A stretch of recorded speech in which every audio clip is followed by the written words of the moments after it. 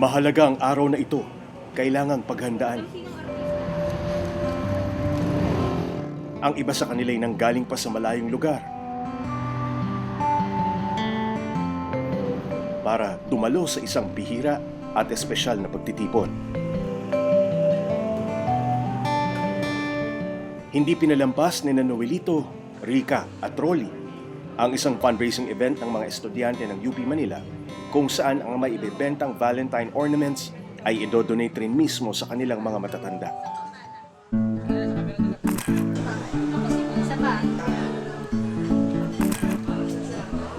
Bihira na kasi silang magsama-sama ng katulad nito mula nang magkawatak-watak sila halos 3 taon na ang nakararaan. The first time in my life, ngayon lang nangyari sa akin. Sila ang Golden Gays ng Pasay City. First time. Never na nag-attempt sa sila.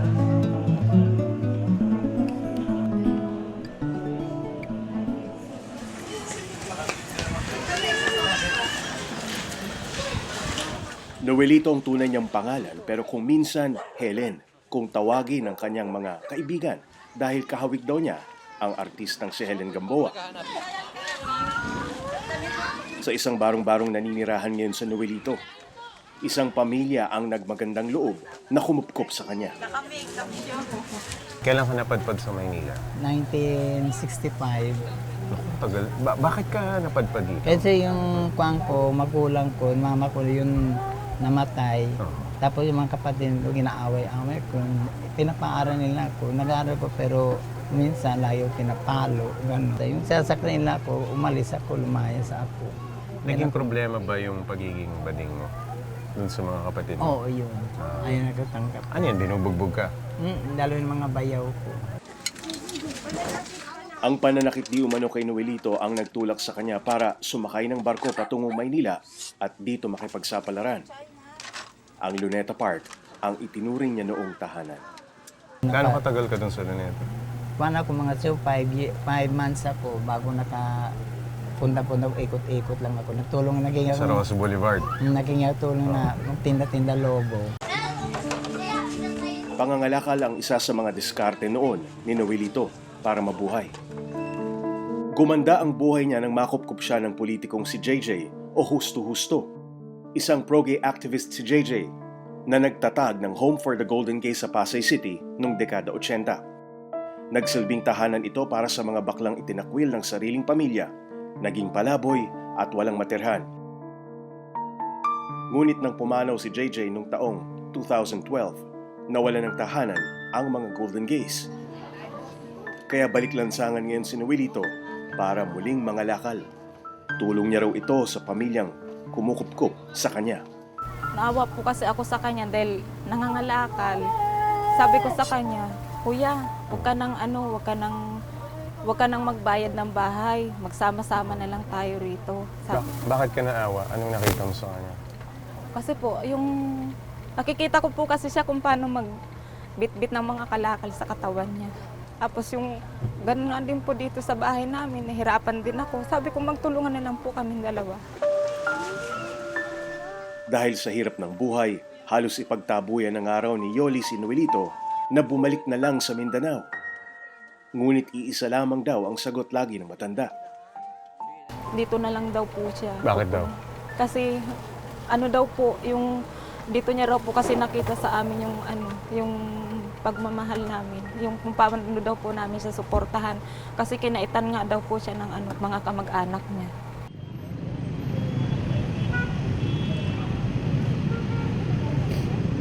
Sa gabi naman, rumaramba si Noelito sa harap ng CCP para magtinda ng yosi. Kasama niya sina Yoli na naglalako naman ng mga sampagita. Bali po, ang pagtitinda po namin nito, tuwing gabi po nagtitinda po kami nito. Kasi kung hindi po kami magtitinda ng bulaklak, wala po kami makukuha ng mga araw-araw po na budget po namin. Kanong inuwi nyo araw-araw? Bali na iuwi po namin, malinaw po na 200. 200 araw-araw? Opo. Kasi minsan po kasi natitirhan po kami. Kung nauubos po, bali 330 piraso. Pag hindi po nauubos, minsan 200, minsan 150. Malaking bagay na rin daw ang 150 pesos na kinikita ni na Noelito sa pagbebenta ng sigarilyo kada gabi. Ito, binibili ko po. Ang kinakalakal ko, pag nangalakaw benta ko, ginagawa ko po na ng UC. Sa isang kumikita rin ako ng 50. Ganito sila gabi-gabi, nagpupuyat para tulungan ang isa't isa. Hindi nga raw maisip ni Yoli kung ano ang gagawin sakaling mawala sa buhay niya si Noelito. Parang hindi ko po tanggap. Bakit?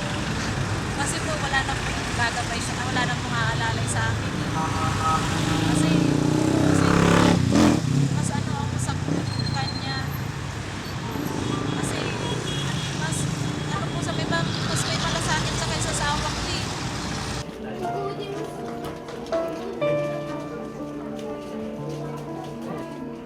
Kadalasan umaabot sila ng 3:00 ng madaling araw sa pagtitinda.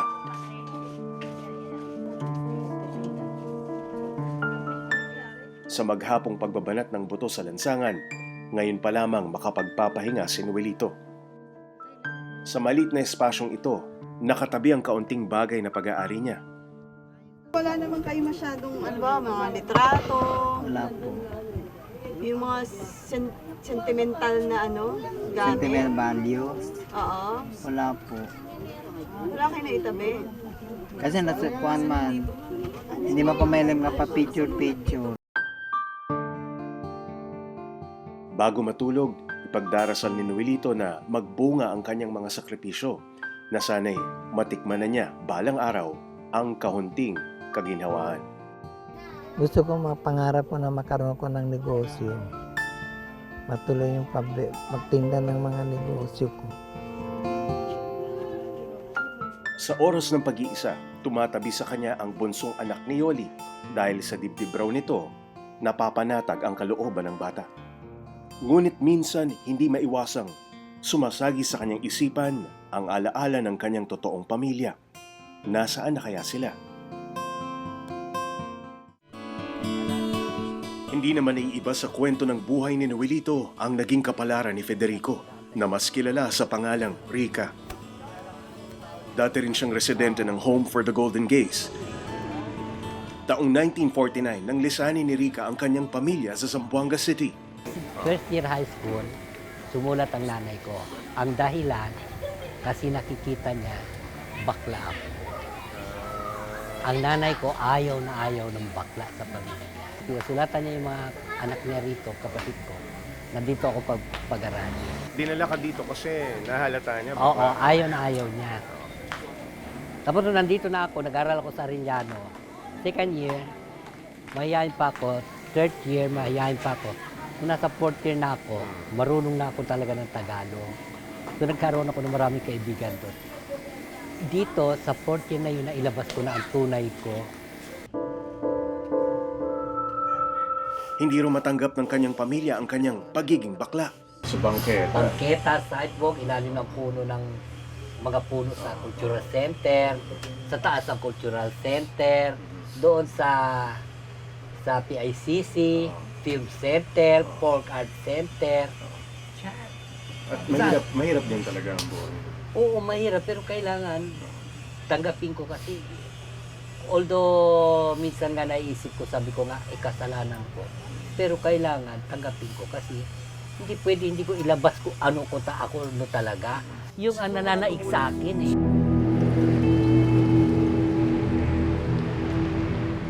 Ilang taon ding tiniis ni Rica ang magpalaboy-laboy sa kahabaan ng Ross Boulevard hanggang sa matira siya sa Home for the Golden Gays. At katulad rin ng naging kapalaran ni Noelito, nagbalik lansangan si Rica nang magsara ang pintuan ng itinuturing na tahanan sa loob ng 3 dekada. Dito siya nakita ng kapitan ng barangay pagkaraan ng 3 buwan. Hindi ito natiis ng kapitan ng barangay kaya inilok si Rica na magwalis-walis na lamang sa paligid ng barangay para magkaroon ito ng kaunting kita.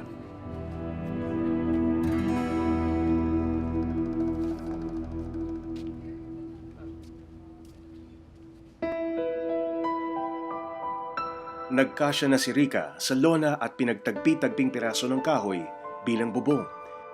Di bali na daw kung tumutulo man ito sa tuwing umuulan dahil di hamak na mas komportable ito kaysa bangketa. At ang mas mahalaga naman daw, aniya, ay kapiling pa rin niya ang mga alaalang baon mula nung magkakasama pa sila ni na JJ sa Home for the Golden Gays. Ito yung nasa Ano ito? Antaroca Resort. Miss Precious, ano pa? Okay. Oh, ano pa? Ayan, marami Best in yan. Moto pa, oh. Binibining. Lagi ko hinahawakan yung HG. Miss Golden Gay. Ano pa yan? Ayan, marami yan. Meron pa dito yung Miss Mua-mua sa ganda. Maliban sa pangangailangang pisikal gaya ng pagkain, tirahan at damit, madalas din daw ang mga sosyala nung panahon ni JJ para naman sumaya sila gaya ng mga beauty pageant. Ikaw ba to? Of course. Itong... Yes. So taon-taon ba ito nagaganap? Yes. Talagang pinaghahandaan niyo Ito itong yung tanda. Dito rin sa pansamantalang tinitirhan ni Rica, nagpupulong-pulong at nagkikita-kita kuminsan ang mga Golden Gays. Hindi naging madali ang biglang pagpanaw ng kanilang itinuturing na leader, kaibigan, kapatid at ina. Nakita niya ako, naglalakad din siya, may kasama siya dalawang alalay. Sabi niya, "Uy, bakla, saan ka nakatira?" Sabi ko, wala naman akong bahay. Sabi ko, saan? Sabi niya, "O, alika, sumama ka sa akin." Sabi niya, "Sumama ka sa bahay ko." Sabi niya, "Sa bahay natin." Sabi ko, "Bakit? May bahay ba tayo?" Sabi niya, "Meron. Halika, sumama ka." Sama ko. Yun na, sinama niya ako dyan sa bahay. Pagdating niya sa bahay, pagpasok ko, nakita ko yung tarpaulin, Home for the Golden Gays. Tapos nakita ko mga matatanda. Ang daming baklang matatanda rito. Katunayan, may ihahambing raw ni Rica ang pagpanaw ni JJ sa pagkamatay ng sariling ina. Ang kaibahan nga lang daw, hindi sila nagkaayos ng kanyang ina bago ito pumanaw.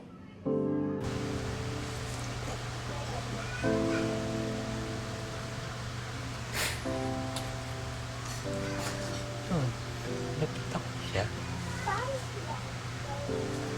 Hindi ako nagtawad sa kanya. Sinabi ko, patawarin niya ako kasi ganito talaga ako. Ano bang gagawin ko? Hindi lang ako ganito.